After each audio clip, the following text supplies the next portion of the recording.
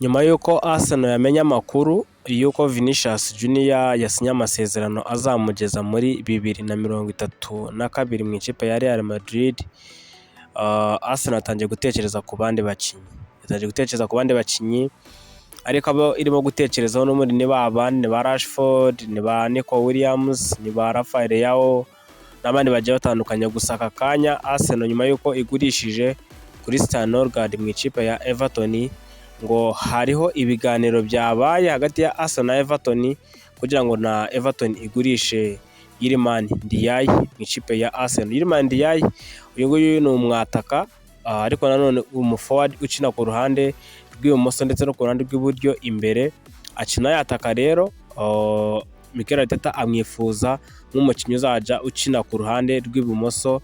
Nyuma y'uko babuze Vinicius Junior, barifuza kuba bareba Iliman Ndiaye niba yazatanga umusaruro mu ikipe ya Arsenal. Afite agaciro ka miliyoni 75 z'amapawundi, nizo ikipe ya Everton imwifuzamo. Arsenal irashaka kuba yanegosiya neza kugira ngo irebe ko yamubona kuri miliyoni 45 z'amapawundi. Iliman Ndiaye, uyu muhungu w'umunyasenegal, akaba yari afite imyaka 26, arifuzwa n'ikipe ya Arsenal. Gusa na Manchester United muryamyeho, ariko Man U ntabwo yabishyizemo imbaraga nyinshi cyane kubera ko uruhande akinaho, haba uruhande rw'iburyo bafite Bryan Mbeumo, bafite n'uyu muhungu witwa Amad Diallo, ndetse no ku ruhande rw'ibumoso Manchester United ifite Mateus Cunha, ifite Patrick Dogu, yagaruye Marcus Rashford nubwo wenda tutazi niba azayigumamo. Rero uyu muhungu witwa Iliman Ndiaye isaha iyo ari yo yose ashobora kuza kujoininga ikipe ya Arsenal. Gusa biraza guterwa nanone nuko isoko ribuze ko ryagenda, kuko mu gihugu cy'Ubwongereza abakinnyi barimo guhenda cyane, rero uyu munyasenegal isaha iyo ari yo yose nawe dushobora kuza kumubona yasinyiye ikipe ya Arsenal, kuko Mikel Arteta we arifuza wa mukinnyi umenyereye Premier League, arifuza wa mukinnyi kandi ufite potential ku mupira, wa mukinnyi ufite umupira ariko ukabona nyine arimo gukora ibintu bya hatari.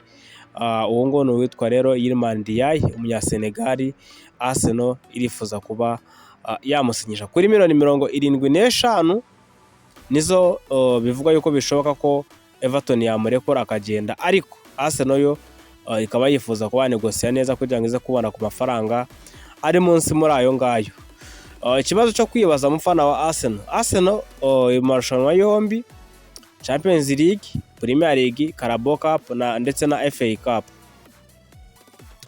ese uyu ni wo muwinga Arsenal yagakwiye kuzana kugira ngo itware ibyanene gutwara muri iyi sezo? Iyo tuvuze ibyo ngibyo ni Champions League, nico gikombe wenda twavuga yuko Arsenal yakagombye kuba yifuza cyane. Iliman Ndiaye ubona ari umusore wakwitwaza ujya gukina Paris Saint-Germain finali, ujya gukina na Bayern, ujya gukina na Real Madrid, ukitwaza Iliman Ndiaye? Muri football byose birashoboka, kuko nta muntu wari uzi neza yuko Arsenal yatsinda Real Madrid ifite Lewis Skelly akina kuri nimero 3, ugatsinda Real Madrid home and away. So byose birashoboka, nta wamenya. Gusa Iliman Ndiaye ubona ko nyine ku myaka afite experience ya Premier League, ni umuhungu waza agafasha ikipe ya Arsenal hariya imbere mu gice cy'ubusatirizi kugira ngo Arsenal izongere umubare w'ibitego. Mikel Arteta akomeje gushaka uburyo yagura mu gihugu cy'Ubwongereza, kubera ko ari kubona ko uzana abakinnyi bo hanze mu gihugu cy'Ubwongereza bigasaba kwiadapta. Akaba ari nayo mpamvu Christos Zolis arimo guhabwa iminota myinshi muri iki gihe.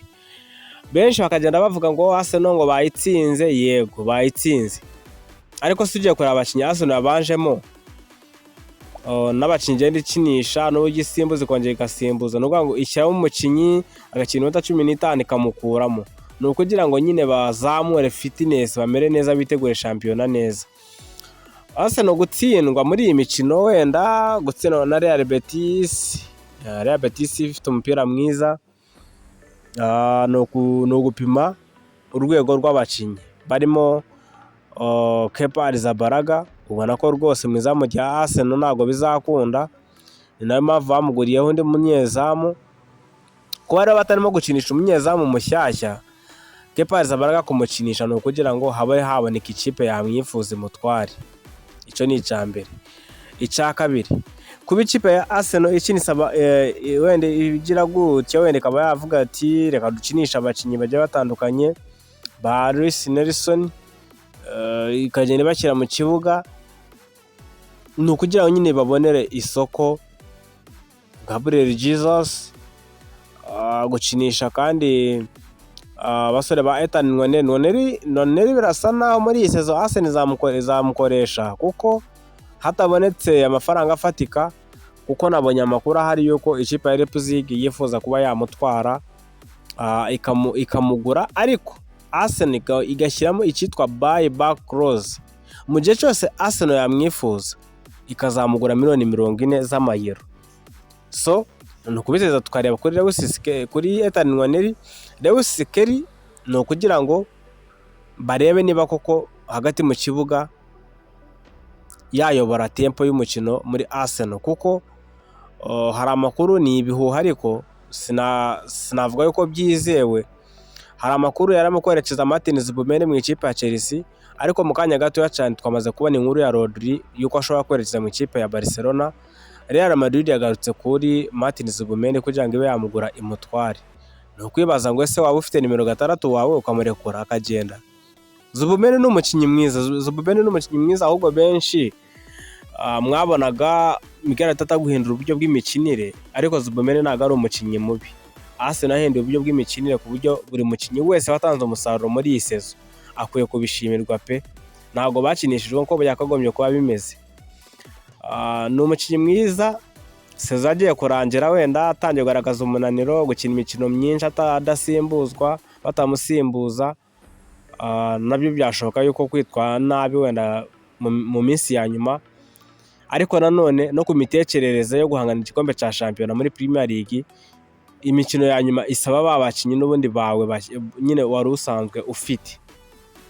So izo ni rumors ziba zihari, Zubimendi muri Chelsea, Zubimendi muri Real Madrid, ariko ntabwo wabihakana kuko ku isoko byose birashoboka.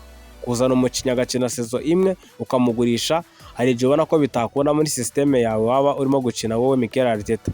Ariko muri ba nimero 6 bahari sinekeza ko warekora Martin Zubimendi pe.